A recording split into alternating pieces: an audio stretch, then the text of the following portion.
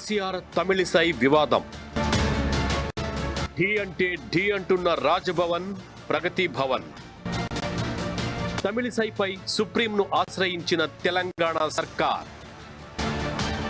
బిల్లులు ఆమోదించకుండా గవర్నర్ తాత్సారం చేస్తున్నారంటున్న సర్కార్. ప్రభుత్వానికి లోబడే గవర్నర్ పనిచేయాలని ప్రభుత్వ వాదన. అసలు రాష్ట్ర గవర్నర్ పరిధి ఎంత? రాష్ట్ర ప్రభుత్వం, రాజ్భవన్ ఇద్దరిలో పరిధి దాటుతున్నది ఎవరు? అసలు చట్టాలు ఏం చెబుతున్నాయి? ఎవరి వాదనలో నిజమెంత? రాజ్భవన్, ప్రగతి భవన్ వైషమ్యాలు దేనికి దారి తీయనున్నాయి? వీరి వివాదానికి ముగింపు ఎప్పుడు? తప్పెవరిదో తేల్చే పవర్ న్యాయస్థానాలకు ఉందా? Federal system చెబుతున్నదేంటి? ఫెడరల్ వ్యవస్థ స్ఫూర్తికి విఘాతం కలిగిస్తుంది ఎవరు? Welcome to news. నేను ప్రణయ్. ఈరోజు డిబేట్ పాయింట్లో ప్రధానంగా గవర్నమెంట్ అదేవిధంగా గవర్నర్ మధ్యలో జరుగుతున్నటువంటి వివాదాన్ని మనం చూస్తూ ఉన్నాం. ప్రస్తుతం మనం చూసుకున్నట్లయితే నిన్న సిఎస్ శాంతికుమారి వెళ్ళి ఢిల్లీలో సుప్రీంకోర్టులో ఒక పిటిషన్ దాఖలు చేయడం జరిగింది. 10 బిల్లులకు సంబంధించినటువంటి ఆమోదాన్ని గవర్నర్ ఆపడం పట్ల అసంతృప్తి వ్యక్తం చేస్తూ ఉన్నారు. పిటిషన్ కూడా దాఖలు చేయడం జరిగింది. దానికి కోర్టు కూడా హోలీ సెలవుల తర్వాత దానికి సంబంధించినటువంటి తదుపరి విచారణ చేపడతామంటూ కూడా కోరడం జరిగింది. ఇక ఆ తర్వాత గవర్నర్ మళ్ళీ తిరిగి ఈరోజు ఉదయం సమయంలో ట్వీట్ చేయడం జరిగింది. రాజ్భవన్కి ఢిల్లీకి ఉన్న గ్యాప్ ఎంత అంటూ కూడా ఆమె ఆసక్తికర ట్వీట్ చేయడం జరిగింది. అఫీషియల్గా శాంతకుమారి బాధ్యతలు చేపట్టిన తర్వాత మర్యాదపూర్వకంగా పిలవడం జరిగింది. స్నేహపూర్వకంగా పిలిచినప్పటికీ కూడా మర్యాదగా ఎప్పుడూ రాలేదు అంటూ కూడా గవర్నర్ ఆసక్తికర ట్వీట్ చేశారు. ఈ రోజు డిబేట్ పాయింట్గా ఇది కొనసాగించబోతున్నాం. ఇంకా 10 బిల్లులు కావచ్చు, అదేవిధంగా ఇటు గవర్నర్ మధ్యలో ఉన్నటువంటి గ్యాప్కి సంబంధించినటువంటి చర్చను కొనసాగించబోతున్నాం. ప్రస్తుతం దీనికి సంబంధించినటువంటి ఒక చిన్న ప్రోమోను చూద్దాం. మళ్లీ మొదటికొచ్చిన కేసీఆర్ తమిళిసై వివాదం. ఢీ అంటే ఢీ అంటున్న రాజ్భవన్, ప్రగతి భవన్. తమిళిసైపై సుప్రీంను ఆశ్రయించిన తెలంగాణ సర్కార్. బిల్లు ఆమోదించకుండా గవర్నర్ తాత్సారం చేస్తున్నారంటున్న సర్కార్. ప్రభుత్వానికి లోబడే గవర్నర్ పనిచేయాలని ప్రభుత్వ వాదన. అసలు రాష్ట్ర గవర్నర్ పరిధి ఎంత? రాష్ట్ర ప్రభుత్వం, రాజ్భవన్ ఇద్దరిలో పరిధి దాటుతున్నది ఎవరు? అసలు చట్టాలు ఏం చెబుతున్నాయి? ఎవరి వాదనలో నిజమెంత? రాజ్భవన్, ప్రగతి భవన్ వైషమ్యాలు దేనికి దారి తీయనున్నాయి? వీరి వివాదానికి ముగింపు ఎప్పుడు? తప్పెవరిదో తేల్చే పవర్ న్యాయస్థానాలకు ఉందా? Federal system చెబుతున్నదేంటి? ఫెడరల్ వ్యవస్థ స్ఫూర్తికి విఘాతం కలిగిస్తుంది ఎవరు? వాచ్ ఆన్ డిబేట్ పాయింట్, అమ్మా న్యూస్. సో మొత్తంగా ఇది ఫెడరల్ సిస్టమ్కి ఎవరు భంగం కల్పిస్తున్నారు? గవర్నర్కి సంబంధించినటువంటి ప్రోటోకాల్ విషయంలో గతంలో ప్రభుత్వం అనుసరించిన విధంగానే ఇప్పుడు అనుసరిస్తుందా? అసలు గవర్నర్ పరిధి ఎంత అనేటువంటి అంశాలను కూడా తెలుసుకునే ప్రయత్నం చేద్దాం. ఈరోజు మనతో పాటుగా డిబేట్ పాయింట్లో పాల్గొన్నారు పొలిటికల్ అనాలిసిస్ట్ రాహుల్, అదేవిధంగా కాంగ్రెస్ సీనియర్ నేత ఆచారి, అదేవిధంగా మనం చూసుకున్నట్లయితే Bejadi Beerappa from BJP party నుంచి పాల్గొన్నారు. అదేవిధంగా మనం చూసుకుంటే మహిళా జాగృతికి సంబంధించి శోభారాణి గారు కూడా మనతో డిబేట్లో పాల్గొన్నారు. వీరందరితో కూడా ఈరోజు డిబేట్ ముందుగా కొనసాగించబోతున్నాం. ప్రస్తుతం మనం చూసుకున్నట్లయితే పొలిటికల్ అనాలిసిస్ట్ రాహుల్ ప్రస్తుతం మనతో ఉన్నారు. రాహుల్ గారు, చెప్పండి, ఇప్పుడు ఉన్నటువంటి సిచ్యువేషన్స్ మనం క్లియర్గా చూస్తున్నాం. ఈరోజు ఉదయం సమయంలో కూడా ఆసక్తికరంగా గవర్నర్ ట్వీట్ చేయడం జరిగింది. నిన్న సుప్రీంకోర్టులో దాదాపుగా కూడా 194 పేజీల పిటిషన్ని దాఖలు చేస్తూ సుప్రీంకోర్టులో ఒక కేసును ఫైల్ చేయడం జరిగింది. సో దీనికి సంబంధించి ఇప్పుడు ఉన్నటువంటి సిచ్యువేషన్స్లో చూస్తే గవర్నర్ ప్రోటోకాల్లో గతంలో కూడా చర్చ జరిగింది. ఈ నేపథ్యంలో ఇక్కడ తప్పు ఎవరిది అని భావించాలి?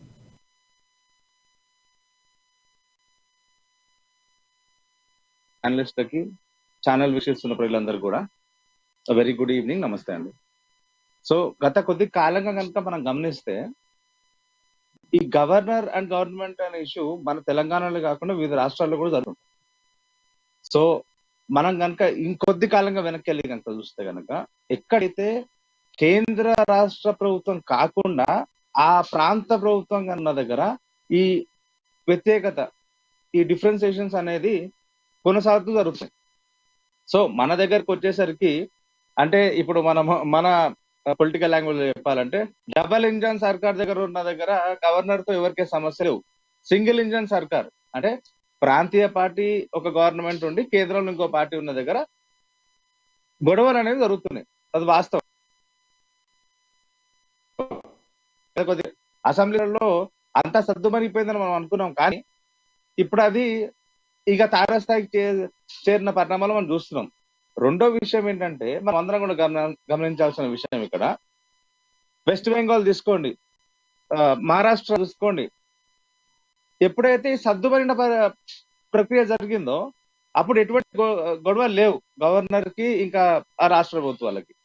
సో ఎక్కడైతే విభేదాలు తారాస్థాయికి చేరుతున్నాయో అక్కడే సమస్యలు ఉంటున్నాయి. సో మన రాష్ట్ర పరిధిలో కనుక మనం వస్తే ఇక్కడ రెండు విషయాలు ప్రజలు గమనించాల్సింది కానీ మనం గమనించాల్సింది కానీ, అసలు గవర్నర్ గారి పరిధి ఎంత వరకు ఉంటుంది.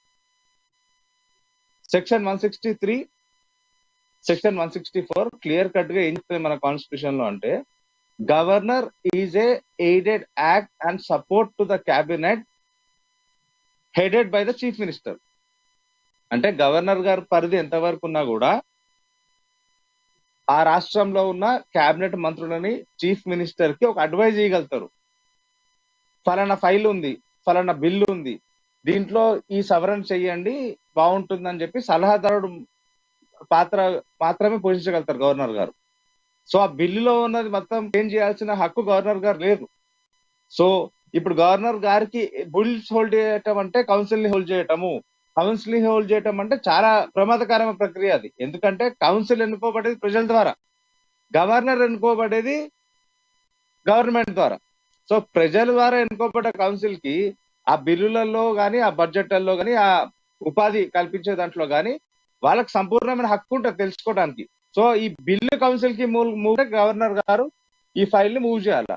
ఇన్ కేస్ గవర్నర్ గారికి ఏమైనా అభ్యంతరాలు ఉన్నప్పుడు ఆ అభ్యంతరాలు ఏవో పెట్టి ఆ అభ్యంతరాలని రాష్ట్ర ప్రభుత్వం పంపించి షేర్ చేయవచ్చు. ఎన్ని రోజులు హోల్డ్ పెట్టడం అనేది మంచి ప్రక్రియ అయితే కాదు. ఒకసారి కాంగ్రెస్ నేత ఆచార్య గారితో కూడా వెళ్దాము. ఆచార్య గారు చెప్పండి, ఇప్పుడు ఆర్టికల్ మనం చూసుకుంటే దీంట్లో చూసుకోవచ్చు, నిన్న వారు ఆర్టికల్ 32 ప్రకారము గవర్నర్పై ఒక పిటిషన్ అయితే దాఖలు చేశారు. సో ఆర్టికల్ 200 మనకు చెప్తా ఉంది దాదాపుగా కూడా సీఎం పరిధిలో సీఎంకి సంబంధించి ఆర్టికల్ గవర్నర్ స్వతంత్రంగా వ్యవహరించేటువంటి హక్కు లేదు అంటూ కూడా చెప్తా ఉంది ఆర్టికల్.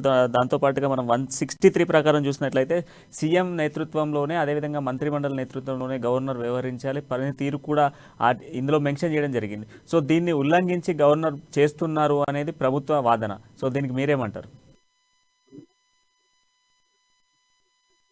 ఏదైతే ప్రజాప్రతినిధుల చేతిలో బిల్లు ఆమోదం తెలిపిన తర్వాత గవర్నర్ ఆమోదించడం అనేది సరైన విధానం. ఏ రాజ్యాంగబద్ధంగా అయితే మనం గవర్నర్ హోదాకు ప్రభుత్వం కల్పిస్తుందో ఆ హోదాని గౌరవించాల్సినటువంటి బాధ్యత రాష్ట్ర ప్రభుత్వాలు ఉంటుంది. అదేవిధంగా గవర్నర్ కూడా ఏదైతే ప్రజల డెవలప్మెంట్ కోసమో వాళ్ళకి కావాల్సినటువంటి పథకాల విషయంలో ఇటువంటి ఆమోదం దగ్గర ఆగిపోతే చాలా ఇబ్బందులు ఎదురయ్యే అవకాశాలు ఉంటాయి. అంటే అభివృద్ధిని అడ్డుకోవడమే, అంటే ముఖ్యంగా సంక్షేమ పథకాల కోసం అసెంబ్లీలో తీర్మానం చేసినటువంటి ప్రజా సంక్షేమం కోసం ఏదైతే డెవలప్మెంట్ కోసమో అన్నిటి కోసం బిల్లులు పెడితే ఆ బిల్లులు ఆమోదించాల్సినటువంటి బాధ్యత గవర్నర్ మీద ఉంటుంది. కానీ అదే విధంగా అసెంబ్లీలో ఎవరైతే ఎమ్మెల్యేలు సరైన విధానంలో బిల్లు ఆమోదం తెలపకపోయినా దాన్ని సవరణలు చేయాలని చెప్పేసి మరి రిటర్న్ పంపించే అవకాశాలు కూడా గవర్నర్కి ఉంటుంది. మరి అటువంటి అవకాశం ఉన్నప్పుడు గవర్నర్ నిజంగా కూడా ప్రజలకి సంక్షేమం కోసమో లేకుంటే ప్రజాభివృద్ధి కోసమో ప్రజాస్వామ్యం రక్షించే విధంగా ఆ బిల్లు లేనప్పుడు రిటర్న్ పంపించే అవకాశాలు ఉంటాయి. మరి రిటర్న్ పంపకుండా మరి ఆమోదం తెలపకుండా అదే విధంగా పెట్టుకోవడం అనేది సరైన విధానంగా అది రాజ్యాంగ విరుద్ధం. సరే, ఏదేమైనా ప్రభుత్వము ఇటు గవర్నరు ప్రజల్ని డైవర్ట్ చేసే ప్రక్రియ రాష్ట్రంలో నడుస్తుందని అనుకోవాలి. ఎందుకంటే ఏ ప్రజా శ్రేయస్సు కోసం అయితే ప్రభుత్వము ఆ బిల్లులను ప్రవేశపెట్టిందో ఆ బిల్లులు కూడా ఏమేమి పెండింగ్ లో ఉన్నాయి, ఎందుకు ఆమోదం తెలపలేదన్న విషయాన్ని ప్రజలకు తెలియాలి. సరే నువ్వు సుప్రీంకోర్టు పోతావా, హైకోర్టు పోతావా, ఇంకోటి పోతావా తర్వాత విషయం. కానీ ప్రజలకి గవర్నర్ నిజంగా ఇట్లా చేస్తుంది అంటే అసలు నువ్వు పెట్టిన బిల్లు ఏంది? ఇవాళ మున్సిపాలిటీ చట్టంలో గతంలో 2019లో చట్టం తీసుకొచ్చినప్పుడు 3 సంవత్సరాల వాళ్ళ యొక్క కాల పరిమితి ఉండాలి అని చెప్పేసి చైర్మన్లది ఒక చట్టం తీసుకొచ్చారు. ఆ చట్టాన్ని గవర్నర్ ఆమోదం తెలిపిన తర్వాత మళ్ళీ ఈ రాష్ట్రంలో ఉన్నటువంటి మున్సిపల్ గవర్నమెంట్ దగ్గర మొరబెట్టుకుంటే అప్పుడు మళ్ళీ ఒక చట్టాన్ని తీసుకొచ్చారు. అంటే ఒకే మున్సిపాలిటీ చట్టాన్ని 2 సార్లు చట్టం చేసి దాన్ని మళ్ళీ 4 సంవత్సరాలకి మాకు ఆమోదం తెలపండి అని గవర్నర్ దగ్గర పంపించిన. అంటే అటువంటి బిల్లులని కూడా ప్రభుత్వం వెనక్కి గవర్నర్ గారు దాన్ని సరిచేసేది. అంటే ఒక బిల్లుని 2 సార్లు ప్రభుత్వం రెఫర్ చేసినప్పుడు దాంట్లో తప్పిదాలు ఏదన్నా ఉంటే అది గవర్నర్ ప్రభుత్వానికి సూచించి ఇది ఏది చేయకుండా బిల్లు ఆమోదం తెలపడం కోసం గవర్నర్ దగ్గర పంపి ఈ రాష్ట్రంలో ఉన్నటువంటి చైర్మన్ 3 సంవత్సరాలు, గత చట్టంలో 3 సంవత్సరాలు, రెండోసారి 4 సంవత్సరాలు ఒకే బిల్లుని 2 సార్లు ఆమోదం తెలపడం ప్రభుత్వం చేసే తప్పిదం అది. మరి ఆ తప్పిదాన్ని ప్రజలకు తెలిసే విధంగా గవర్నర్ గారు కూడా తెలపాల్సినటువంటి ఉంది. గవర్నర్ కూడా ప్రభుత్వానికి అదే విధంగా ప్రజలకి ఈ విషయాన్ని తెలిపే బాధ్యత ఉంది. ఇటు ఏది తెలపకుండా దాన్ని బిల్లుని ఆమోదం తెలపకుండా రిజెక్ట్ చేయకుండా పెట్టడం అనేది సరైన విధానం కాదు. సరే ప్రభుత్వం కావాలని రాజకీయం చేస్తుంది, అది ప్రభుత్వం ఉండేది ఇప్పుడు టిఆర్ఎస్ ప్రభుత్వం రాజకీయం చేయనికే. వాళ్ళు రాజకీయం చేస్తున్నప్పుడు ప్రభుత్వ పరంగా ఒక గవర్నర్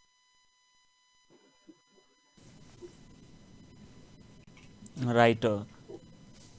ఒకసారి రాహుల్ గారు, ఇప్పుడు దాదాపు ఇప్పుడు మనం చూసాం ఆర్టికల్స్ చెప్తున్నటువంటి అంశాల మేరకు కూడా గవర్నర్ ఖచ్చితంగా కూడా గవర్నమెంట్ పరిధిలోనే వర్క్ చేయాల్సినటువంటి అవసరం ఎంతగానో ఉంది. దాంతోపాటుగా ఇటు ముఖ్యమంత్రి ఆదేశాల మేరకు మంత్రిమండలి ఆదేశాలతో కూడా వర్క్ చేయాల్సినటువంటి అవసరం ఉంది.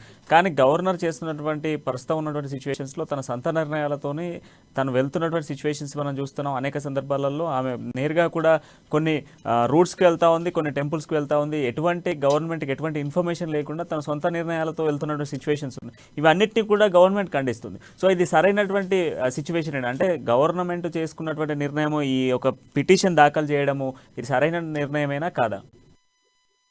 మన రాష్ట్రంలో చూసుకుంటే అన్న ప్రోటోకాల్ అనేది పూర్తి స్థాయిలో తప్పుదోవ పట్టింది. ఎందుకంటే గవర్నర్ గారికి ప్రోటోకాల్ లేదని చెప్పి కేంద్ర ప్రభుత్వాలు వాదిస్తాయి, ఆ గవర్నర్ గారు చెందిన పార్టీలు వాదిస్తున్నారు.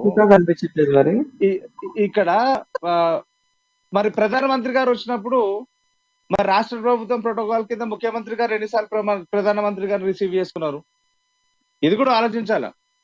సో పూర్తిగా తప్పుదోవబట్టిన ప్రక్రియ ఇది. ప్రోటోకాల్ విషయంలో తప్పుదోవబట్టినారు. ఆధిపత్య పోరు అనేది విపరీతంగా గడుస్తున్నది. ఇక్కడ ఇంకో ముఖ్యమైన అంశం ఏంటంటే ప్రజల సమస్యలు, అమెండ్మెంట్ బిల్లులు ఇన్ని పెండింగ్ ఉన్నప్పటికీ కూడా ఆధిపత్య పోరు నడుస్తుంది తప్ప ఇక్కడ ప్రజల సమస్యల్ని ఎక్కడ కూడా డైరెక్ట్ గా ఫోకస్ చేస్తుంది లేదు. ఎందుకంటే ఈ సంవత్సరం ఎలక్షన్ ఇయ్యరు, ఇంకో 4 నెలలు నోటిఫికేషన్ పడుతుంది, ఎలక్షన్ వస్తుంది. మీ వ్యక్తిగత మీ పార్టీ డిఫరెన్సెస్, మీకున్న వ్యక్తిగత కుమ్ములాటల్ని ప్రజల మీద రుద్దడం మాత్రం ఏ రకంగా కూడా సబబు కాదు. ఇది పూర్తిగా ఖండించాల్సిన విషయం. పార్టీలు ఏవైనప్పటికీ కూడా మనం ఎన్నుకుంటే ప్రభుత్వాలు వచ్చినాయి. ఈ రోజు ఏ పార్టీలు ఉన్నప్పటికీ రేపు పొద్దున పార్టీలు మారితే ప్రభుత్వాలు మారుతాయి. మనం ఓటేసి సాధించుకున్న ప్రభుత్వాలకి సంపూర్ణమైన హక్కు ఉండాలి. ఇంకా రెండో విషయం ఏంటంటే government is only the adviser with in the government. So adviser పాత్ర మాత్రమే గవర్నర్ గారు పోషించగలుగుతారు.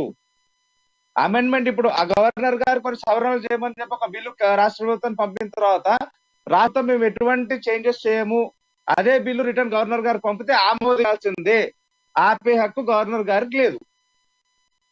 అయితే గతంలో కూడా ఈ ఉపాధ్యాయులకు సంబంధించినటువంటి రాహుల్, ఇప్పుడు ఉపాధ్యాయులకు సంబంధించినటువంటి విషయంలో కూడా మంత్రి హరీష్ రావు కూడా వెళ్ళి గవర్నర్ని కలిసినటువంటి సిచ్యువేషన్స్లో ఉన్నాయి. ఆ తర్వాత ఆమోదం తెలిపిన సిచ్యువేషన్స్ ఉన్నాయి. సో ఇప్పుడు కూడా ఈ 10 బిల్లులు ఏవైతే మెన్షన్ చేయడం జరిగిందో, ఏదైతే ఆజిమాబాద్కి సంబంధించినటువంటి ఇండస్ట్రియల్ ఏరియాకి సంబంధించినటువంటి కారిడార్ కావచ్చు, ఇలా మెన్షన్ చేస్తూ పోతే ఆ తెలంగాణలో ఉన్నటువంటి మున్సిపల్ లేఅవుట్లకు సంబంధించినటువంటి ఇట్లా 10 బిల్లులకు సంబంధించి ఆల్మోస్ట్ 10 బిల్లులు ఉన్నాయి. ఈ 10 బిల్లులకు కూడా ప్రభుత్వం నుంచి ఎక్స్ప్లెనేషన్ ఇస్తేనే గవర్నర్ ఆమోదం తెలిపే ఛాన్సెస్ ఉన్నాయంటారా? ఒక విషయం, మీరు చాలా మంచి ప్రశ్న అడిగారు అన్న గారు. 14 సెప్టెంబర్ 2022లో ఈ 10 బిల్లులు కూడా గవర్నర్ గారు పంపడం జరిగింది. అందులో ఒక బిల్లు జిఎస్టి అమెండ్మెంట్ బిల్లు మాత్రం కేంద్ర ప్రభుత్వం అన్ని రాష్ట్రాలకు కూడా అది ఆమోదం తెలుపని చెప్పింది కాబట్టి గవర్నర్ తెలిపారు. ఇంకోటి వచ్చేసి municipal amendment bill, public employment bill, motor vehicle bill, university recruitment bill అనేది హోల్డ్ లో ఉన్నాయి. ఇప్పుడు అది ముఖ్యమైనవి. వాటిల్లో ముఖ్యమైనది 2019లో వచ్చిన మున్సిపల్ లా అమెండ్మెంట్ బిల్.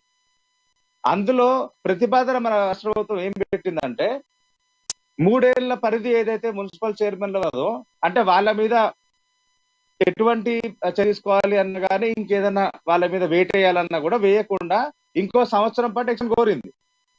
ఆ మెయిన్ బిల్లు వల్లనే ఇప్పుడు పెద్ద ఇబ్బంది వస్తుంది గవర్నర్ కి, రాష్ట్ర ప్రభుత్వానికి. మనం గమనిస్తే కనుక ఆ amendment clear of extension for the municipal chairpersons cause of motion పెట్టకుండా, సో ఇప్పుడు కనుక ఆ అమెండ్మెంట్ బిల్ గా గవర్నర్ గారు ఆమోదిస్తే 1 year వరకు ఆ కౌన్సిల్ లో ఉన్న కౌన్సిలర్స్ కానీ ఎవరు కూడా వాళ్ళ మున్సిపల్ చైర్మన్ మీద ఎటువంటి కంప్లైంట్ వేయకుండా అదే 1 year వరకు కొనసాగుతుంది. కాబట్టి అంతర్గత విభేదాలు ఏవైతే బిఆర్ఎస్ పార్టీలో ఉన్నాయో అవి బయటపడకుండా సైలెంట్ గా దాని ఆ పాలిటిక్స్ ని కూడా చేయాలనేది రాష్ట్ర ప్రభుత్వం క్లీన్ షాట్ ఇష్యూ. ఎందుకంటే 194 పేజీలు పెట్టుకొని రాజ్భవన్ పక్కనప్పుడు ఢిల్లీ సుప్రీం కోర్టు దాకా పోయినారంటే ఇప్పుడు ఆ మున్సిపల్ చైర్మన్లకి రాష్ట్రంలో ఉన్న ఎమ్మెల్యేల మధ్య ఎంత విభేదాలు నడుస్తున్నాయి, అవి బయటికి రానియకుండా కప్పిపుచ్చే ప్రక్రియ ఇది. అంటే అదేవిధంగా రాహుల్, ఇప్పుడు మనం చూసుకుంటే కొంతకాలంగా వీళ్ళిద్దరికి కూడా అంటే గవర్నర్కి కావచ్చు, గవర్నమెంట్కి కావచ్చు, ఇద్దరి మధ్యలో ఉన్నటువంటి విభేదం అంతా కూడా ప్రజలందరికీ తెలిసినటువంటి అంశం. ఎందుకంటే లైక్ మనం చూసుకుంటే 2018, 2020 సమయంలో జరిగినటువంటి మేడారం జాతర నుంచి మొదలు పెడితే దాని తర్వాత 2010 ఏదైతే మనం చూసుకుంటే మన హుజరాబాద్ ఎన్నికలలో చూసుకుంటే హుజరాబాద్ ఎన్నికల తర్వాత ఇక్కడ చూసుకుంటే మనకు కౌశిక్ రెడ్డి అనేటువంటి వ్యక్తి తెరపైకి వచ్చిన తర్వాతనే ఇక్కడ జరిగినటువంటి ఇష్యూ అనేది గవర్నర్కి, గవర్నమెంట్కి గ్యాప్ అనేది అందరికీ తెలిసినటువంటి అంశం. సో ఈ నేపథ్యంలో ఆ గ్యాప్ని మొన్న పోయింది అనుకున్నటువంటి సిచ్యువేషన్స్లో ఇప్పుడు మళ్ళొక్కసారి బహిర్గతం అవుతుంది కదా. అంటే వీళ్ళిద్దరిలో ఉన్నటువంటి ఇంటర్నల్ ముసుగులో గుద్దులాటలు ఏవైతే గవర్నమెంట్ ప్రోటోకాలు, గవర్నర్ ప్రోటోకాలు అంటూ కూడా ప్రజల్ని ఇబ్బంది పెడుతున్నటువంటి సిచ్యువేషన్స్ క్రియేట్ చేస్తూ ఉన్నారు. ఒక గవర్నర్ హోదాలో ఉన్నటువంటి వ్యక్తి కూడా గవర్నమెంట్ హోదాలో గవర్నమెంట్కి సంబంధించి గవర్నమెంట్ సలహాలు సూచనలతో పనిచేయాల్సినటువంటి గవర్నర్ కానీ అట్లాంటి చేయట్లేదు అంటూ కూడా ఈరోజు ప్రభుత్వం కూడా పిటిషన్లో మెన్షన్ చేయడం జరిగింది. ఆర్టికల్స్ కూడా మెన్షన్ చేయడం, ఆర్టికల్ 200, ఆర్టికల్ 163 ప్రకారం కూడా ఇవన్నీ ఉల్లంఘిస్తూ వెళ్తున్నారు అనేది కూడా క్లియర్గా మెన్షన్ చేయడం జరిగింది. సో ఇది కరెక్టేనా? గవర్నర్ తీసుకునేటువంటి నిర్ణయం కరెక్టేనా? ఒక సొంత నిర్ణయం తీసుకొని వెళ్ళడము, ప్రభుత్వానికి సంబంధించిన సలహాదారులు సిఎస్ ఉంటారు, సిఎస్ ఇప్పుడు నూతన సిఎస్ కూడా రావడం జరిగింది, శాంతి కుమారి, వీళ్ళందరి సలహాలు సూచనల తర్వాత ఆ తర్వాత ప్రోటోకాల్ కావచ్చు, ఆ తర్వాత వారికి సంబంధిత విభేదాలు కావచ్చు, ఈ మెన్షన్ చేసినటువంటి అంశాలు ఇవన్నీ కూడా క్లియర్ చేసుకోవచ్చు కదా. సో మీరు చాలా మంచి ప్రశ్న అడిగారు అన్న. ఇందులో 2 విషయాలు మనం గమనించాలి. ఇక్కడ ప్రజల సమస్య అనేది పర్టికులర్ గా ఇరు వర్గాలు ఆలోచించట్లేదు. ఇది ఏంటంటే ఇద్దరు ఇండివిజువల్స్ మధ్య జరిగే యాటిట్యూడ్, ఈగో ఘర్షణ. ఇది అది క్లియర్ కట్ గా అర్థమవుతుంది. ప్రజల సమస్యల మీద పరిష్కారం కోసమో గవర్నర్ చేయట్లేదు, ప్రజల కోసమో ముఖ్యమంత్రి గారు చేయట్లేదు. ఇద్దరు ఇండివిజువల్స్ మధ్య జరిగే ఈగో క్లాష్ ఇది. సుప్రీంకోర్టు చీఫ్ జస్టిస్ గారు చాలా క్లియర్ గా కూడా మెన్షన్ చేశారు ఎన్నో ఏళ్ల కిందట. ఏంటంటే governor is an individual body, it is not a worker, or it doesn't work under any government, either it is central or state. It's an individual body, it's an individual body. ఇంకా అది దానికి ఎటువంటి పరిధి ఉండదు. అది ఒక individual body which will be supporting the regional government. అంటే governor గారు ఎంత వరకు ఉన్నా కూడా తన పరిధి ఏంటంటే రాష్ట్ర ప్రభుత్వానికి మద్దతు తెలపటము, రాష్ట్ర ప్రభుత్వ విధానాలు ఏవైతే రాజ్యాంగ వ్యతిరేకంగా ఉంటే వాళ్ళకి సలహా చెప్పి ఇవి మార్చుకోండి అని చెప్పటం అంతే. ఒకవేళ రాష్ట్ర ప్రభుత్వం అది నచ్చినా నచ్చకపోయినా ఆమోదించకపోయినా గవర్నర్ గారి పరిధిలో ఏమి ఉండదు. She aided adviser for the cabinet headed by the chief minister of the state. September 7న మెన్షన్ చేసినటువంటి బిల్లులు అని చెప్పుకోవాలి, దాదాపు 7 బిల్లులు కూడా. దాంట్లో మనం సెక్షన్స్ చూసుకున్నట్లయితే అసెంబ్లీ సెక్షన్స్ జరిగినప్పుడు సెక్షన్ 8లో జరిగినటువంటి సెక్షన్ 8th సెక్షన్లో జరిగింది. అండ్ దాంతోపాటుగా అందులో 4th and 5th అండ్ అదేవిధంగా మనం చూసుకుంటే సెప్టెంబర్ 2022 12న 7 బిల్లులకు కూడా అసెంబ్లీ ఆమోదం తెలిపింది. ఆ తర్వాత సెప్టెంబర్ 13న గవర్నర్ టేబుల్ మీదకి వెళ్ళింది. సో మీరు ఆమోదం పంపాలి అన్నప్పటికీ కూడా ఇవి అన్ని బిల్లులు కూడా అప్పటి నుండి ఇప్పటి వరకు కూడా స్టిల్ పెండింగ్లో కనపడతా ఉంది. కేవలము గవర్నమెంట్ నుంచి సిఎస్ హోదాలో ఉన్నటువంటి వాళ్ళు వెళ్ళి కేవలం మాట్లాడకపోవడం వల్లనే ఈరోజు బిల్లులు ఆగాయా, లేదంటే వీరిద్దరి మధ్యలో ఉన్నటువంటి విభేదాలను బేస్ చేసుకునే బిల్లులను ఆపుతున్నారా? ఫస్ట్ ఆఫ్ ఆల్ రాష్ట్ర ప్రభుత్వానికి, గవర్నర్ కి, రాజ్భవన్ లో ఉన్న వాళ్ళ బోర్డ్ కి ఎటువంటి విభేదాలు ఉన్నప్పుడు వాళ్ళు పిలిపించుకొని మాట్లాడవచ్చు, గవర్నర్ గారు పిలిపించి మాట్లాడవచ్చు. కాకపోతే ఎక్కడ కూడా బిల్స్ హోల్డ్ చేయాలని లేదు. ఒక పరిధి వరకే, ఒక వారం రోజులు 10 రోజుల వరకు బిల్స్ హోల్డ్ చేయడానికి ఉంటది, కానీ నెలల పాటు బిల్స్ హోల్డ్ చేయాలని ఎక్కడ కూడా లేదు. ఆ రైట్ గవర్నర్ గారు కూడా లేదు, చట్టంలో కూడా ఎక్కడ కూడా లేదు. Governor can hold the bills of the state completely అని చెప్పి కూడా లేదు. అది తప్పది, చట్టంలో లేదు, రాజ్యాంగంలో లేదు, ఇండియన్ పీనల్ కోడ్ లో లేదు, ఎక్కడ కూడా లేదు. ఒక బిల్లు పట్ల ఎటువంటి అసంతృప్తి ఉన్నా, లేకపోతే కాన్స్టిట్యూషన్ కి వ్యతిరేకంగా ఈ బిల్లు ఉందని చెప్పి గవర్నర్ గారికి ఏమైనా అభ్యంతరాలు ఉన్నప్పుడు ఆ అభ్యంతరాలు ఏమో ఫైల్ వాపస్ పంపాలి. రాష్ట్ర ప్రభుత్వం నచ్చితే మారుస్తుంది, నచ్చకపోయినప్పటికి కూడా గవర్నర్ ఆమోదం తెలపాలా. పిలిపించుకొని మాట్లాడవచ్చు, ఒక కాల్ ఫర్ మీటింగ్ చేయొచ్చు రాజ్భవన్ కి గవర్నర్ గారు. కేవలం ప్రోటోకాల్ ఇంకేదో ఇతర ఇష్యూస్ పెట్టుకొని ఈ ప్రజల వద్దకు పాలన అనే డెమోక్రాటిక్ కంట్రీలో బిల్స్ హోల్డ్ చేసే ప్రక్రియ అనేది చాలా అసాధారణ విషయము. దాన్ని ఎంకరేజ్ కూడా చేయదు సామాన్యులు కూడా, ఎందుకంటే ఇది కౌన్సిల్ కి సంబంధించింది. Governor is not a council body, elected representative is a council body, governor is a nominated person. ఒకసారి మనతో పాటుగా బీజేపీ నేత బేజాడి వీరప్ప గారు కూడా పాల్గొన్నారు, ఆయనతో మాట్లాడదాం. వీరప్ప గారు, ప్రధానంగా మనం చూసుకుంటే ఆర్టికల్ 200, ఆర్టికల్ 163 ప్రకారము రాజ్యాంగాన్ని ఉల్లంఘిస్తూ గవర్నర్ మెన్షన్ చేస్తూ ఉన్నారు. రాష్ట్ర ప్రభుత్వానికి ఇవ్వాల్సినటువంటి కనీస హోదాను కూడా ఇవ్వట్లేదు.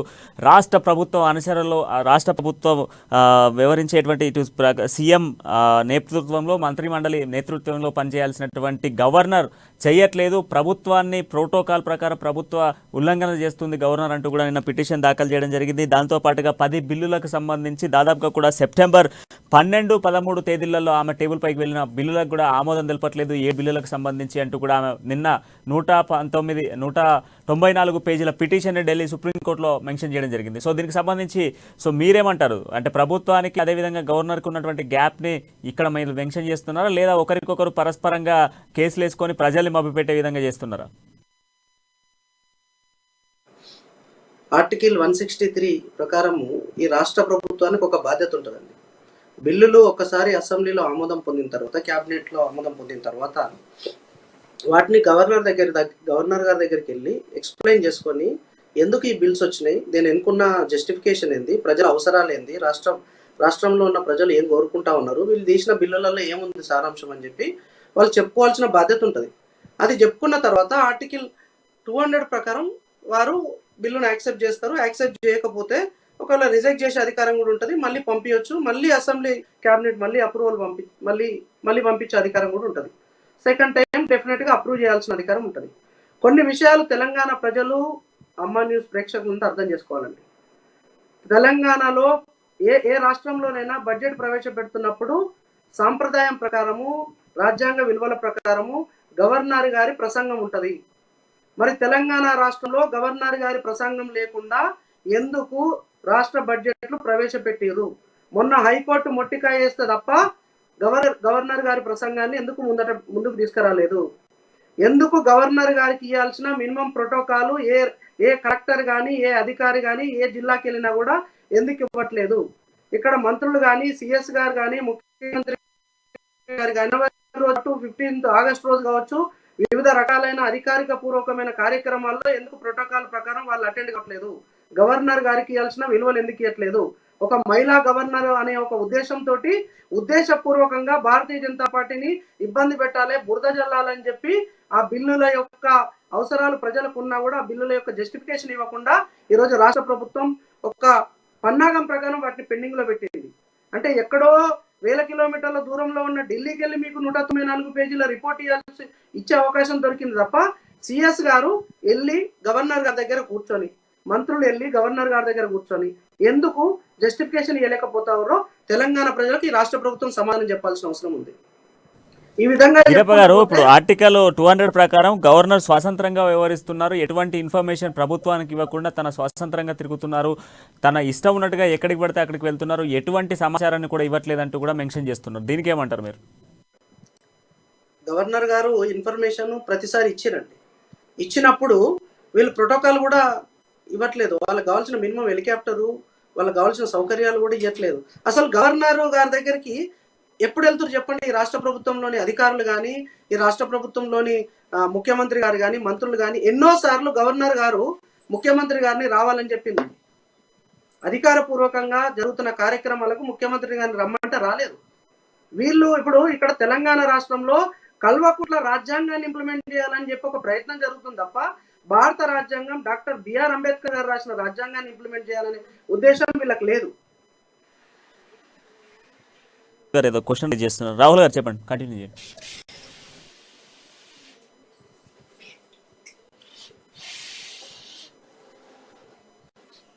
వస్తే కూడా ముఖ్యమంత్రి గారు పోలేదండి. ఇక గవర్నర్ గారు పిలిస్తే ఎక్కడ పోయే పరిస్థితి ఉన్నది. ప్రధానమంత్రి వస్తే పోరు ముఖ్యమంత్రి గారు, గవర్నర్ గారు వస్తే పోరు, మంత్రులు వస్తే పోరు, ప్రోటోకాల్ ఉండదు. ఇక్కడ మొత్తం రాజకీయం ఉంటుందండి. ఇప్పుడు కేంద్ర ప్రభుత్వం ఏం చేయట్లేదు అని చెప్తారు, కానీ ప్రధానమంత్రి గారు వచ్చినప్పుడు మాత్రం పోయి రిప్రజెంట్ చేసి మా రాష్ట్రానికి ఇది కావాలని చెప్పరు. అంతెందుకండి, నీతి ఆయోగ్ మీటింగ్ పెడితే అక్కడికి వెళ్ళరు, కానీ నీతి ఆయోగ్ ఇవి రెఫర్ చేసింది, నీతి ఆయోగ్ ఇవి ఇస్తా అన్నది అని చెప్పి మాత్రం ఇక్కడ బడ్జెట్ లో ప్రవేశపెడతారు. అట్లే జిఎస్టీ కౌన్సిల్ మీటింగ్కి వెళ్ళరు, కానీ జిఎస్టీ వల్ల ఇంత నష్టం జరుగుతుందని చెప్పి జిఎస్టీ కలెక్షన్స్ అన్ని రాష్ట్ర ప్రభుత్వం తీసుకుంటది, కానీ జిఎస్టీ కౌన్సిల్ మీటింగ్ మాత్రం వెళ్ళదు. ఇట్లా రాష్ట్ర ప్రభుత్వం పూర్తిగా రాజ్యాంగ విలువలను తుంగలో దొక్కి ఈరోజు ఒక కల్వకుంట్ల రాజ్యాంగం అమలు చేస్తుందన్న విషయం తెలంగాణ ప్రజలకు అందరికీ తెలుసు. ఇప్పుడు మనం కొత్తగా చెప్పాల్సిన అవసరం ఏం లేదు. Thanneeru Shobharani BJP BRS party నుంచి మహిళా జాగృతి సంఘ అధ్యక్షురాలు ప్రస్తుతం మనతో పాల్గొన్నారు. ఆమెతో కూడా చర్చిద్దాం.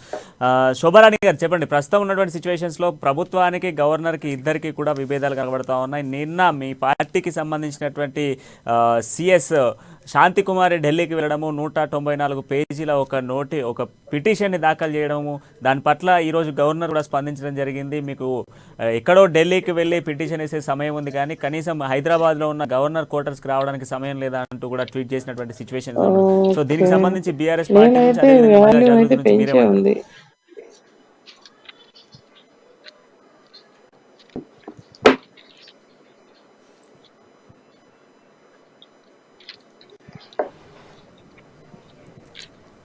రైట్, ఒకసారి చూద్దాం. రాహుల్ గారు, ఇప్పుడు ఉన్నటువంటి సిచ్యువేషన్స్ మీరు అందరూ క్లియర్గా చూస్తున్నారు. అయితే ఇందులో మెన్షన్ చేసినటువంటి దాంట్లో ప్రస్తుతం మనం ఒక అంశాన్ని లేవనెత్తుతూ మాట్లాడవచ్చు. ప్రధానంగా ఇది కేవలము ఒక హోదాను బట్టి ఇచ్చేటువంటి ప్రోటోకాల్ అని చెప్పుకోవాలి. సో ఇక్కడ అసెంబ్లీకి విలువనివ్వాలి. ఫస్ట్ ఆఫ్ ఆల్ ఒక అసెంబ్లీ ఆమోదం తెలిపినటువంటి బడ్జెట్కైనా అసెంబ్లీ ఆమోదం తెలిపిన తర్వాత ఖచ్చితంగా వితిన్ ఫ్యూ డేస్ ఆర్ 1 monthలో ఒక ఆమోదం ఇచ్చిన తర్వాత ఒక 1 month ఆర్ 1.5 monthలో దానికి సంబంధించిన బిల్ ఆమోదం తెలపాల్సినటువంటి బాధ్యత గవర్నర్కు ఉంది. అట్లాంటి గౌరవం ఉన్నటువంటి వ్యక్తి ఇప్పటి వరకు దాదాపుగా కూడా మనం చూస్తే దాదాపు 5 నెలలు, దగ్గరలో 5 నెలలు, ఇప్పుడు ఈ మార్చితో 5 నెలలు అవుతుంది. 5 నెలల నుంచి కూడా 7 బిల్లులకు సంబంధించి ఆమోదం తెలపట్లేదు. దాదాపు 2 సార్లు కూడా గవర్నర్ టేబుల్ పైకి ఈ బిల్లులు వెళ్ళడం జరిగింది. దీన్ని కేవలం ఎందుకు సస్పెన్షన్స్లో పెడుతూ ఉన్నారు? కేవలం మొన్నట్లాగా ఏదైతే విద్యాశాఖ మంత్రికి సంబంధించి సబితా ఇంద్రారెడ్డికి ఒక లేఖ పంపించాడు గవర్నర్, అదే విధంగా మనం చూసుకుంటే తన్నీర్ హరీష్ రావు కూడా ఆరోగ్య శాఖ మంత్రికి కూడా ఒక లేఖ పంపించడం జరిగింది. సో అదేవిధంగా ఇప్పుడు వీటికి సంబంధించినటువంటి శాఖలకు సంబంధించిన మంత్రులు వెళ్తేనే గవర్నర్ ఆమోదం చెప్తారా? సో ఇప్పుడు రివ్యూలు పెట్టడం గవర్నర్ బాధ్యత అండి. ఆమెకి ఏమైనా అభ్యంతరాలు ఉన్నప్పుడు ఖచ్చితంగా వాటి మీద క్లాజెస్ పెట్టి ఈ అభ్యంతరాలు ఉన్నాయి, వచ్చిన ఎక్స్ప్లెనేషన్స్ ఇవ్వండి అని చెప్పి గవర్నర్ గారు అడిగే బాధ్యత సంపూర్ణంగా గవర్నర్ గారికి ఉన్నది. కాకపోతే నెలలు ఎవరు హోల్డ్ చేస్తున్నారు? ఇప్పుడు గవర్నర్ గారు పిలిచిన క్యాబినెట్ పోవట్లేదా? అక్కడ ఏదైనా మిస్అండర్స్టాండింగ్ వస్తుందా? అది కూడా మనం గమనించుకోవాలా.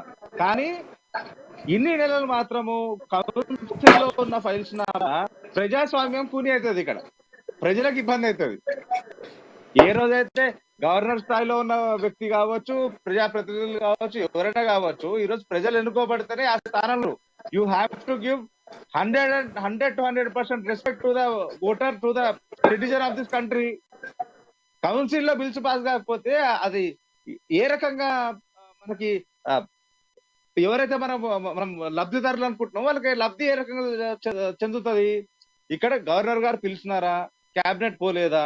ఇద్దరు పోకపోతే ఇద్దరు తప్పు ఉంది. దాంట్లో ప్రజలు ఎందుకు మభ్య పెడుతున్నారు మధ్యలో? ప్రజలు ఎందుకు పీదిటపడాలి మధ్యలో? మీకు ఓటేసి మిమ్మల్ని ఎన్నుకున్నందుకు మేము బాధపడాలా ఇప్పుడు?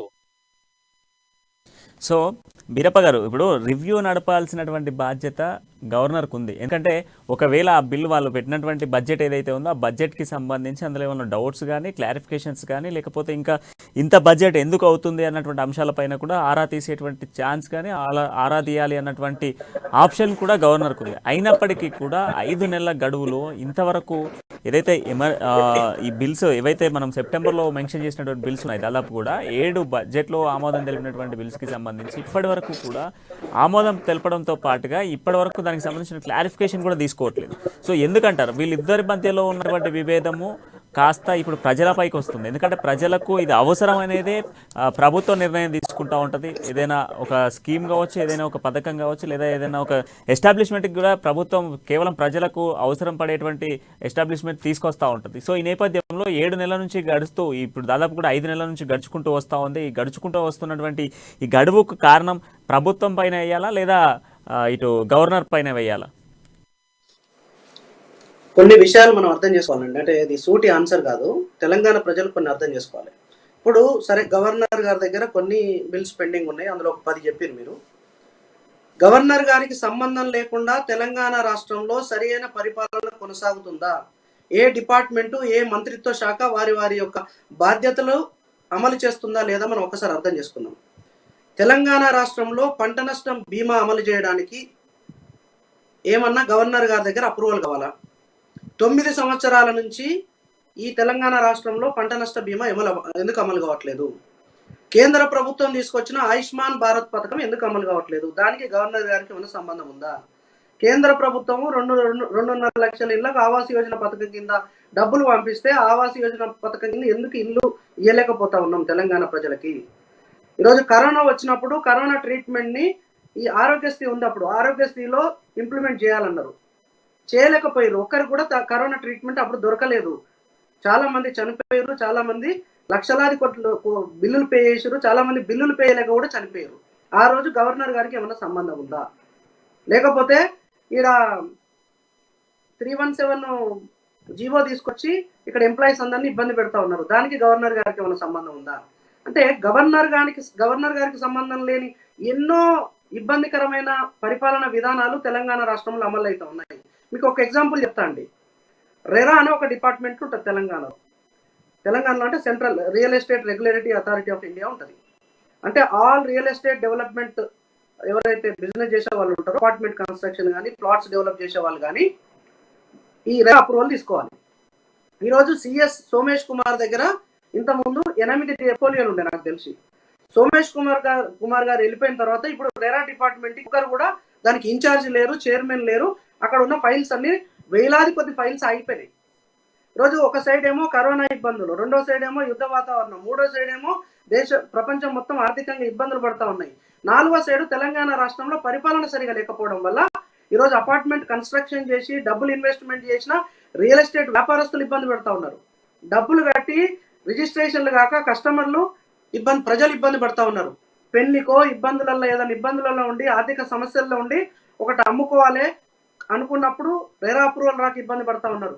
ఈరోజు వేలాది కోట్ల రూపాయలు ఎక్కడ బ్లాక్ అయిపోతా ఉన్నాయి. బ్యాంకులు లోన్లు ఇచ్చి ఈ రియల్ ఎస్టేట్ వ్యాపారస్తులకు కన్స్ట్రక్షన్ కోసం లోన్లు ఇచ్చిర్రు, కొనుక్కోవడానికి లోన్లు ఇచ్చిర్రు. ఇవన్నీ అయిపోతా ఉన్నాయి. దీనికి గవర్నర్ గారికి ఏ సంబంధం లేదు కదా, దీనికి బిల్లులకు ఏం సంబంధం లేదు కదా. ఇదంతా ముఖ్యమంత్రి గారి చేతిలో ఉంది కదా, క్యాబినెట్ చేతిలో ఉంది కదా, రాత్రికి రాత్రి నిర్ణయాలు తీసుకోవచ్చు కదా.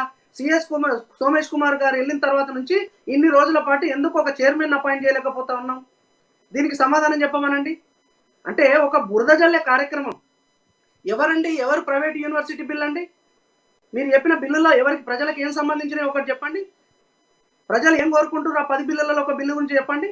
మంత్రి మల్లారెడ్డి గారికి యూనివర్సిటీ అప్రూవల్ ఇవ్వడం కోసం, లేకపోతే పల్లా రాజేశ్వర్ గారికి యూనివర్సిటీ అప్రూవల్ ఇవ్వడం కోసం, భూములు వాళ్ళకు ఉత్తగా తాకట్టు పెట్టడం కోసం, ప్రభుత్వ భూములు వాళ్ళకి ఇవ్వడం కోసం, లేకపోతే ఎక్కువ పైసలు వసూలు చేసుకోవడానికి యూనివర్సిటీలు పెట్టడం కోసం బిల్లులు అప్రూవల్ చేయలేదు అంటారా? దాని అవసరం ఏముంది తెలంగాణలో? ఈరోజు ప్రభుత్వ పాఠశాలలు సరిగా నడవట్లేదు, ప్రభుత్వ కళాశాలలు సరిగా నడవట్లేదు. ఈరోజు అన్నం పెట్టడానికి ఇబ్బంది పడతా ఉంది పరిపాలన విధానం. బల్లులు వస్తూ ఉన్నాయి, గాజు పెంకలు వస్తూ ఉన్నాయి, బాత్రూమ్లు లేవని చెప్పి పిల్లలు ఇబ్బంది పడతా ఉన్నారు. ఈరోజు నిన్న చూసినాం, ఈరోజు పేపర్లో అనుకుంటా 700 మంది విద్యార్థులు ఉంటే ఒక్క టాయిలెట్ ఉందంట ప్రభుత్వ పాఠశాలలో, కళాశాలలో. ఇది మన పరిస్థితి. ప్రభుత్వం చేయాల్సిన పనులేమో సరిగా చేయరు, ప్రైవేట్ వ్యక్తులకేమో ఈరోజు యూనివర్సిటీ ఇచ్చే ప్రయత్నం చేస్తారు. ఎందుకండి మంత్రి మల్లారెడ్డి గారికి యూనివర్సిటీ ఇవ్వాలి? దేనికోసం ఇవ్వాలి?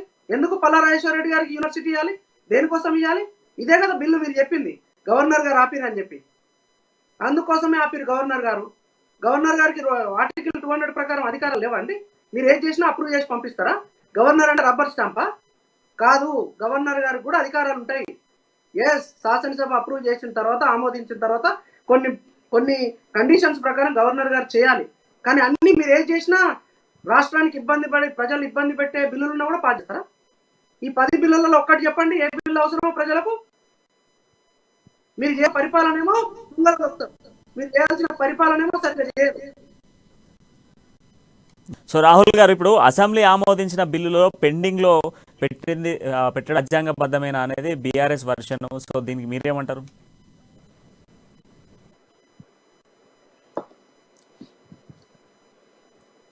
ఆమోదించాల్సిన అంటే పాజిటివ్ వేలో అయితే సంకేతం కాదు. బిల్లు ఏదైనప్పటికీ తేలాలి అది. అంటే మార్పు చేస్తారా చేయరా రాష్ట్ర ప్రభుత్వాలు వాళ్ళ వారి పరిధిలో, వాళ్ళ కేబినెట్ పరిధిలోకి ఇంటర్నల్ మీటింగ్ పెట్టుకొని ఏదో ఒక నిర్ణయం అయితే తీసుకోవాలా. అంటే గవర్నర్ గారు ఎంతవరకు ఒక సలహాదారు పాత్రే పోషించగలుగుతారు. సలహాదారుడు పాత్ర పోషించి ఇది మార్చు అని చెప్పినంత మాత్రాన మార్చే అవసరం కనుక రాష్ట్ర ప్రభుత్వం లేకపోతే వాళ్ళు మార్చరు. అదే బిల్లుని మళ్ళీ పంపిస్తారు, గవర్నర్ గారు ఆమోదించి పంపాల్సిందే. That is what is the constituency. ఇప్పుడే వచ్చిందండి, మనం మాట్లాడుతున్నాం. RERA chairman, sorry to interrupt you sir, RERA chairman Shanti Kumar గారిని అపాయింట్.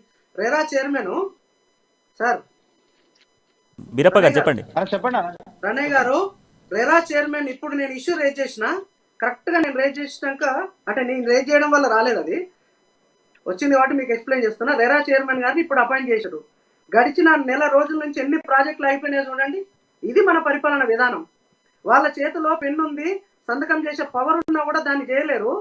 కానీ అనవసరమైన బిల్లులు మాత్రం పెండింగ్ లో ఉన్నాయని చెప్పి గగ్గోలు పెడతారు, సుప్రీంకోర్టుకి వెళ్తారు. ఒక 10 నిమిషాలు గవర్నర్ గారి దగ్గరికి వెళ్ళి ఇంతకుముందు అన్న చెప్పినట్టుగా ఎక్స్ప్లెనేషన్ ఇచ్చుకొని, జస్టిఫికేషన్ ఇచ్చుకొని, మేడం ఈ బిల్లుల యొక్క అవసరాలు ప్రజలకు ఉంది, మీకు ఏమైనా అభ్యంతరాలు ఉంటే మాకు చెప్పండి, వాటిని అమెండ్మెంట్ చేస్తాం అని చెప్పి చెప్పుకునే వాళ్ళకి ఓపిక లేదు, టైం లేదు, గౌరవించుకునే విధానం లేదు అని చెప్పి సుప్రీంకోర్టుకి వెళ్ళి మాత్రం కంప్లైంట్లు ఇస్తారు. మొన్న హైకోర్టుకు కూడా వెళ్ళారు కదా, హైకోర్టు ఏం చెప్పింది? మొట్టిగా వేసింది, గవర్నర్ గారు లేకుండా బడ్జెట్ ప్రవేశపెట్టొద్దు, వారి ప్రసంగం ఇవ్వాలని చెప్పింది కాబట్టి మళ్ళీ ఇంప్లిమెంట్ చేశారు. నేను ఏం చెప్తున్నాండి, గవర్నర్ గారు కూడా వాళ్ళ పరిధిలో పనిచేయాలి, ప్రభుత్వం కూడా వాళ్ళ పరిధిలో పనిచేయాలి. సో బీరప్ప గారు, ఇప్పుడు రాష్ట్ర ప్రభుత్వము పరిధి దాటుతుందా, గవర్నర్ పరిధి దాటుతుందా అంటే మీరేమంటారు సూటిగా? ప్రభుత్వం చేయాల్సిన పనులు, పరిపాలన విధానం సరిగా చేయకపోవడం వల్లనే ఈరోజు రాష్ట్రంలో అన్ని రకాల సమస్యలు వస్తున్నాయి. విద్యా సమస్యలు వస్తున్నాయి, వైద్య సమస్యలు వస్తున్నాయి, పరిపాలన విధాన సమస్యలు వస్తున్నాయి. మీరు ఒక్కసారి తీసుకోండి, కరోనా వచ్చి మీరు ఒక్కసారి బ్యాక్ వెళ్ళండి. ఎగ్జాంపుల్స్, కరోనా వచ్చి మనం 2 years 1.5 year ఇబ్బంది పడ్డాం. సారీ, ఇబ్బంది పడ్డ తర్వాత అదేంటండి, మన ఈ ల్యాండ్ దీనికోసం ఒక యాక్ట్ తీసుకొచ్చారు కదా, ల్యాండ్ కన్వర్షన్ యాక్ట్ అండి. నాలా చేస్తేనే అప్రూవల్ ఉందని చెప్పి లేఅవుట్ చేయడానికి, దానికోసము 2 years wait, 1.5 year 2 year wait చేసినామండి. అది గవర్నమెంట్ చేతిలో ఉంటుంది. ఏది మన without permission there should not be any layout అని చెప్పి ఒక యాక్ట్ తీసుకొచ్చినాం కదా మనం. అట్లా ప్రభుత్వం చేయాల్సిన చిన్న చిన్న పనులు కూడా నెలల తరబడి, సంవత్సరాల తరబడి డ్రాగ్ చేస్తూ ఉంది. ఈ ప్రభుత్వానికి పరిపాలన మీద, ప్రజల యొక్క సంక్షేమం మీద ఇంట్రెస్ట్ లేకపోవడం వల్ల ఈ సమస్యలు వస్తూ ఉన్నాయి. వాళ్ళకి ఇంట్రెస్ట్ ఉంటే రేపు పొద్దున వెళ్ళమనండి, గవర్నర్ గారి దగ్గరికి వెళ్ళి కూర్చొని, గవర్నర్ గారు చేయకపోతే అప్పుడు సుప్రీంకోర్టుకి వెళ్ళండి. మీరు చేయాల్సిన పనులు చేయకుండా కోర్టులకు వెళ్ళడం ఏందండి? ప్రధానంగా ఇంకోటి చూసుకుంటే దాదాపు ఇన్ని ఏళ్ళు గడుస్తూ ఉన్నాయి. ఆల్మోస్ట్ ఆల్ ప్రోటోకాల్ విషయం అనేది దాదాపు ఇప్పుడు 2-3 ఇయర్స్ నుంచి వీళ్ళిద్దరి మధ్యలో జరుగుతున్నటువంటి ఇష్యూ. ఎప్పుడో హుజరాబాద్ ఎన్నికల తర్వాత కౌశిక్ రెడ్డితో మొదలైనటువంటి వర్షన్ అని చెప్పుకోవచ్చు ఒక రకంగా చెప్పాలంటే. సో అప్పటి నుంచి మొదలైనటువంటి ఈ వర్షను ఇప్పుడు ఆర్టికల్స్ అంటూ కూడా ముందుకు తీసుకొస్తున్నారు. ఆర్టికల్ 200 అంటూ, ఆర్టికల్ 163 అంటూ కూడా ఆర్టికల్స్ని ముందేస్తూ ఉన్నారు. గవర్నర్ ప్రోటోకాల్ ఉల్లంఘిస్తున్నారు, గవర్నర్కి సంబంధించి పరిధి ఎంత అని చెప్పేసి ఈరోజు ప్రశ్నలు ఇస్తున్నారు. సో దీన్ని ఎంతవరకు చూడొచ్చు? 3 సంవత్సరాలు 2 సంవత్సరాలు గడుస్తున్నప్పుడు ఇన్ని రోజులు లేనటువంటి ప్రోటోకాల్, ఇన్ని రోజుల నుంచి ప్రభుత్వానికి ఇవన్నీ ప్రోటోకాల్ ఇప్పుడు ఎందుకు గుర్తొస్తుంది?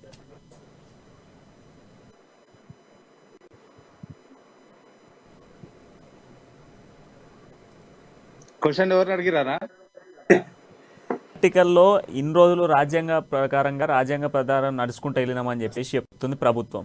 కానీ ఈ 3 సంవత్సరాల వ్యవధిలో, 2 సంవత్సరాల వ్యవధిలో ఇన్ని రోజులు లేనటువంటి ప్రోటోకాలు, ఇన్ని రోజులు లేనటువంటి రాజ్యాంగం, ఇన్ని రోజులు లేనటువంటి ఆర్టికల్స్ ఇప్పుడే ఎందుకు గుర్తు వస్తున్నాయి ప్రభుత్వానికి?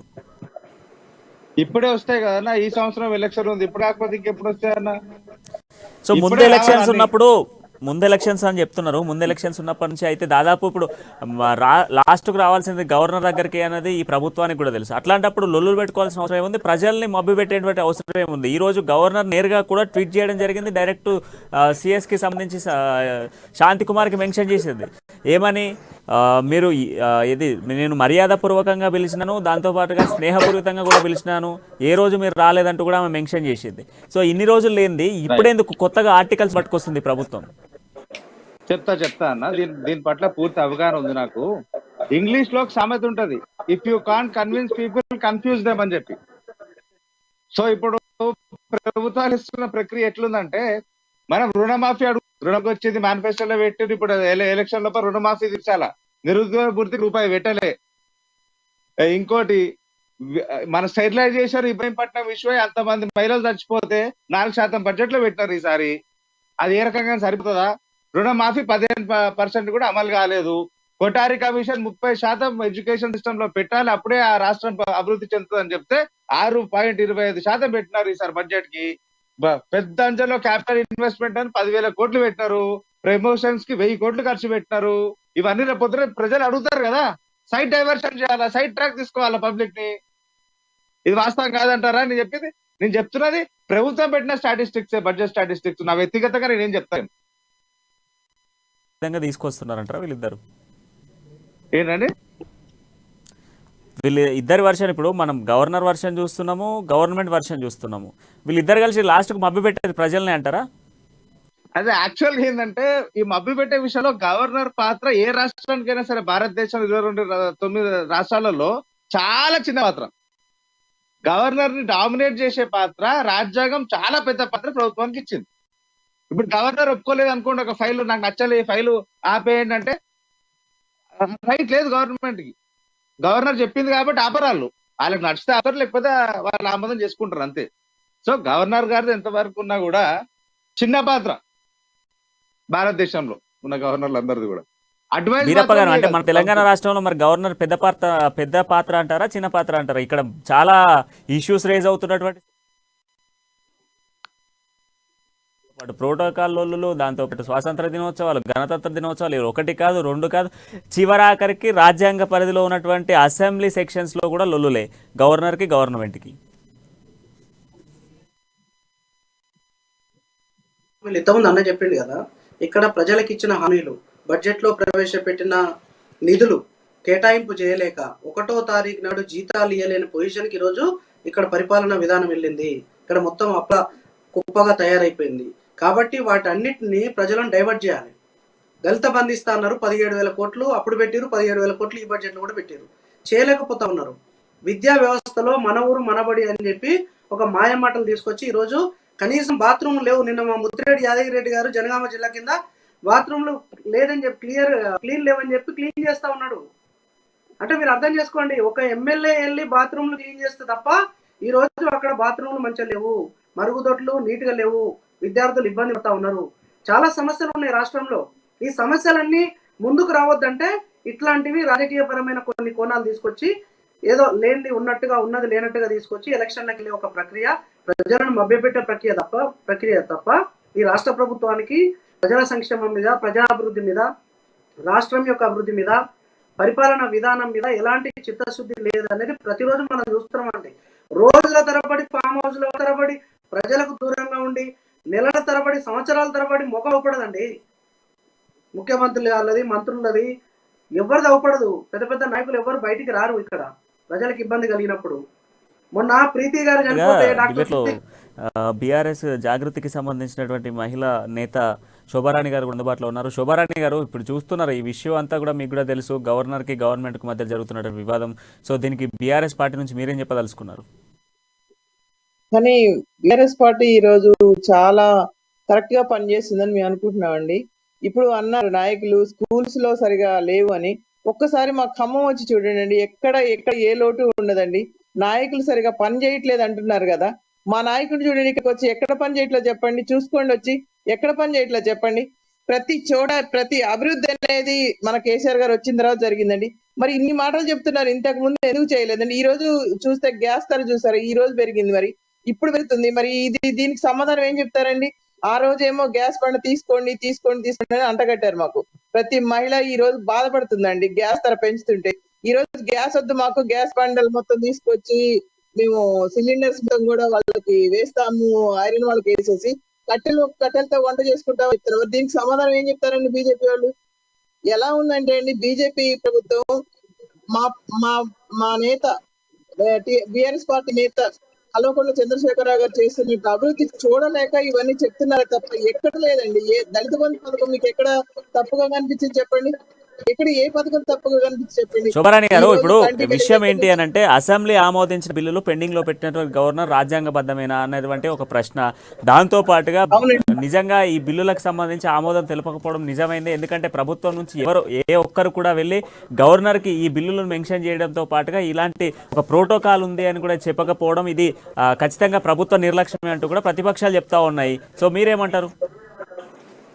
ఇది తప్పుడు ప్రచారం అండి, అలాంటిది ఏమీ లేదు. తమిళిసై గారు కావాలని మాకు ఈ ప్రభుత్వం తరఫున ఏమి అమలు చేయకుండా, ఏం పంపించినా కానీ అమలు చేయకుండా, అసెంబ్లీ నుంచి పంపించి ఏమి అమలు చేయకుండా చేస్తున్నారండి.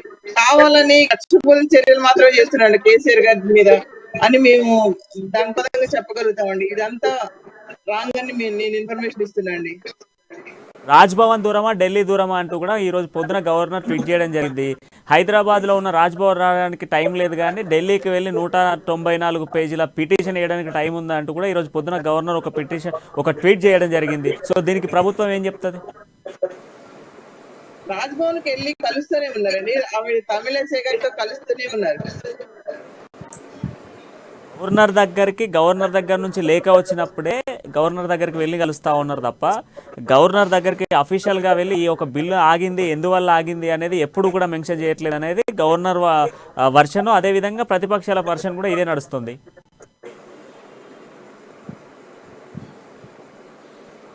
శోభారాణి గారు, చెప్పండి. ప్రభుత్వం ఆమోదం ఇచ్చినటువంటి బిల్లులకు సంబంధించి గవర్నర్ ఆపింది అంటే ప్రభుత్వం నుంచి ఎవరైనా ఒకరు సీఎస్ హోదాలో వెళ్ళి ఈ బిల్స్ గురించి అడగాలి కదా. అడగలేదు అనేది ప్రతిపక్షాల వర్షన్ చెప్తా ఉంది. ఈ రోజు గవర్నర్ కూడా అదే వర్షన్ చెప్పింది. అడుగుతున్నామండి, అడిగినా కానీ పట్టించుకోవట్లేదండి. అసలు తమిళిసై గారు అసలు మాకు పట్టించుకోవట్లేదు. మా వర్షంలో మేము అడుగుతానే ఉన్నాం, కానీ ఆమె గారు మాకు ఏంటో మరి కక్షపూరిత చర్యలు చేసి మరి మాకు రాహుల్ గారు మీరు చెప్పండి, మీ క్వశ్చన్ ఏంటి? అక్కగారికి నేను 3 ప్రశ్నలు అడుగుతా. అక్కగారు మాట్లాడినప్పుడు ఇంటర్ఫియర్ చేయలేదు కాబట్టి నేను మాట్లాడుతున్నప్పుడు కూడా అక్కగారు ఇంటర్ఫియర్ చేస్తారని కోరిక.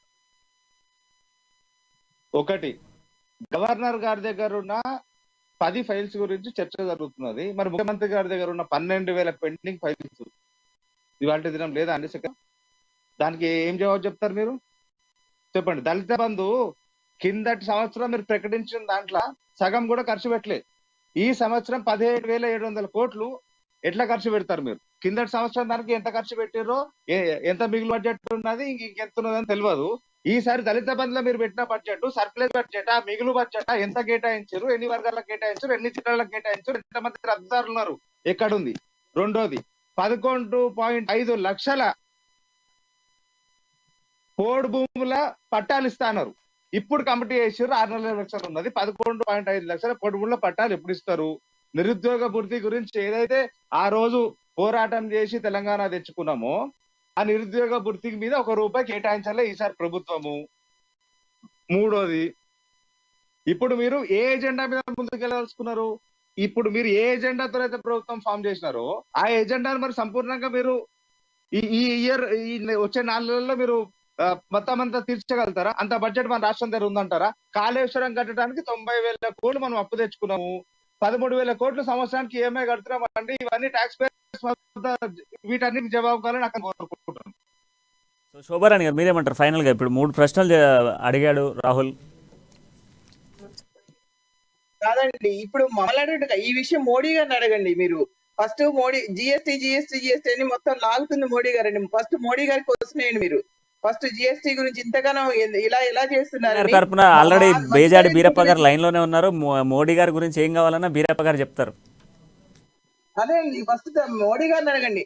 ఆ జిఎస్టీ వల్ల ఎంత మధ్యతరగతి కుటుంబాలు నాశనం అవుతున్నాయి మోడీ గారిని అడగండి. ఫస్ట్ కేసీఆర్ గారిని అడగండి కాదు, ఫస్ట్ మోడీ గారిని అడగండి. నిరుద్యోగ మీ క్వశ్చన్ చెప్పండి బీరప్ప గారు. పార్టీ మేనిఫెస్టోలో 11.5 acres ఆఫ్ పోర్ట్ భూములు ఇస్తానని బీఆర్ఎస్ పార్టీ కింద సంవత్సరం ఎలక్షన్ లో. ఇది వాస్తవం కదా? మీరు చెప్పండి. స్టెరిలైజేషన్ ఇబ్రాహీంపట్నంలో అంత పెద్ద ఇష్యూ జరిగిన తర్వాత, కోవిడ్ తర్వాత కూడా మీరు 4% కేటాయించడము ఫర్ హెల్త్ అనేది ఇది న్యాయబద్ధంగా మీకు అనిపిస్తుందా? అభివృద్ధి చెందిన ఏ రాష్ట్రానికైనా విద్య అవసరము. విద్యకి 6.25% కేటాయించినారు. కొటారి కమిషన్ 30% కేటాయించమంది. కానీ మీ క్యాపిటల్ బడ్జెట్ కింద 10,000 కోట్లు పెట్టినారు. ఫైనల్ గా బీరప్ప గారు మీరు మీ క్వశ్చన్ రైజ్ చేయండి ఒకసారి ఫైనల్. ఇంతకుముందు అక్క చెప్పినట్టుగా జిఎస్టీ గురించి చెప్తారండి. అక్క సమాధానం చెప్పాలి. తెలంగాణ బడ్జెట్ ప్రవేశపెట్టిన దానిలో జిఎస్టీ కలెక్షన్స్ ఎన్ని ఉన్నాయి? ఈరోజు జిఎస్టీ 0 అనుకుందాం. తెలంగాణ రాష్ట్రము జిఎస్టీ కలెక్ట్ చేయట్లేదు, జిఎస్టీ డబ్బులు లేవు అనుకుంటే తెలంగాణ రాష్ట్రంలో ముఖ్యమంత్రి గారికి జీతం రాదు, హరీష్ రావు గారికి జీతం రాదు, కవితక్కకు జీతం రాదు, ఎవ్వరికి జీతం రాదండి. మొత్తం కలెక్షన్స్ అన్ని ఈరోజు పెట్టే బడ్జెట్లలో వచ్చే పైసలన్నీ జిఎస్టీ పైసలు తెలంగాణ రాష్ట్రానికి. బదనాం చేసేదేమో మోడీ గారిని. ఏదన్నా మాట్లాడితే ఒక అర్థం ఉండాలండి. జిఎస్టీ డబ్బులు ఎవరికి వస్తాయండి?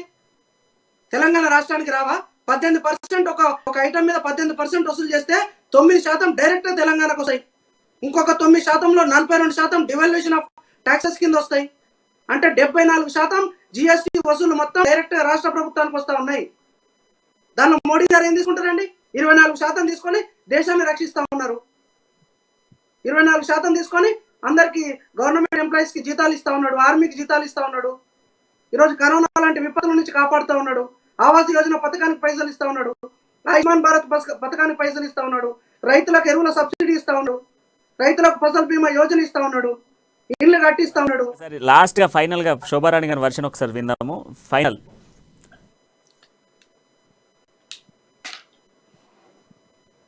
ఇప్పుడు మీ అన్ని ప్రశ్నలు విన్నారు. ఇప్పుడు రాహుల్ అడిగారు, అదేవిధంగా బీరప్ప గారు కూడా అడిగారు. సో వీటికి సమాధానం ఉందా మీ దగ్గర?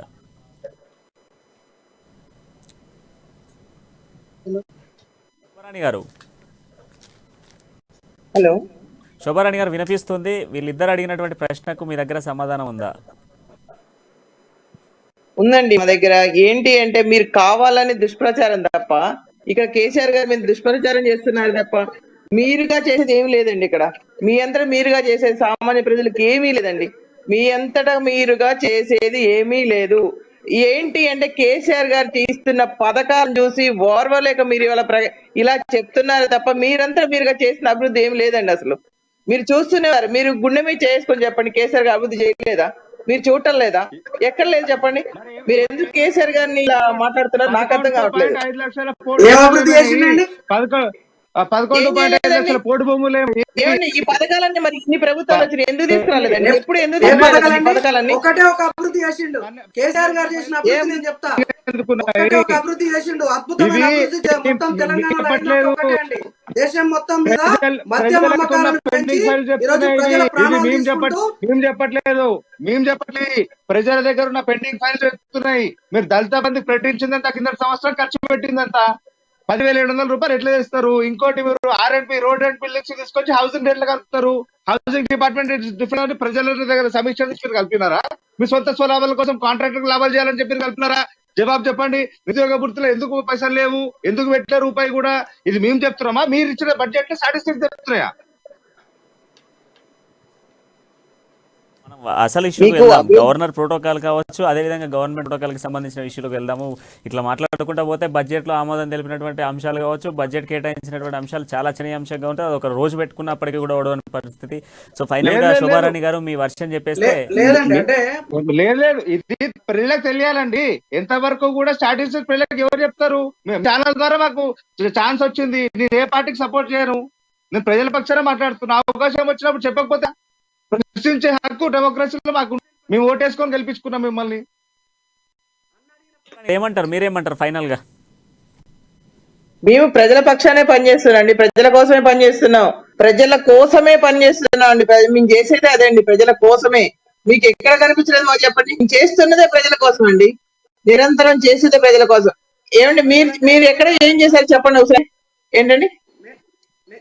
కనీసము ఒక గిరిజన బిడ్డ చచ్చిపోతే మీరు అటాసపీ రిపోర్ట్ కూడా ప్రొడ్యూస్ చేయలేదు ప్రభుత్వం. ఇది అటాసపీ రిపోర్ట్ లేకుండా ఒక బాడీని ఎట్లా నిర్మిస్తారండి మీరు? సబ్మిట్ కాకపోవచ్చు కానీ మీకు గుర్తు చేస్తున్నా. దీని జవాబు చెప్పండి మీరు. కాజ్ ఆఫ్ డెత్ ఇప్పటికీ తెలియదు, అమ్మాయి ఎందుకు చచ్చిపోయింది అనేది.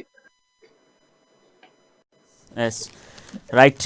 థ్యాంక్ యూ రాహుల్ గారు, అండ్ థ్యాంక్ యూ బేజగప్ప గారు, అండ్ థ్యాంక్ యూ శోభారాణి గారు. మొత్తంగా ఈరోజు డిబేట్లో ప్రధానంగా గవర్నర్కి సంబంధించి ఆమోదం తెలపాల్సిన బిల్లులకు సంబంధించి ఎందుకు ఆమోదం తెలపట్లేదు, గవర్నర్ ప్రోటోకాల్ పాటించట్లేదంటూ కూడా గవర్నమెంట్ పిటిషన్ దాఖలు చేయడం జరిగింది సుప్రీంకోర్టులో.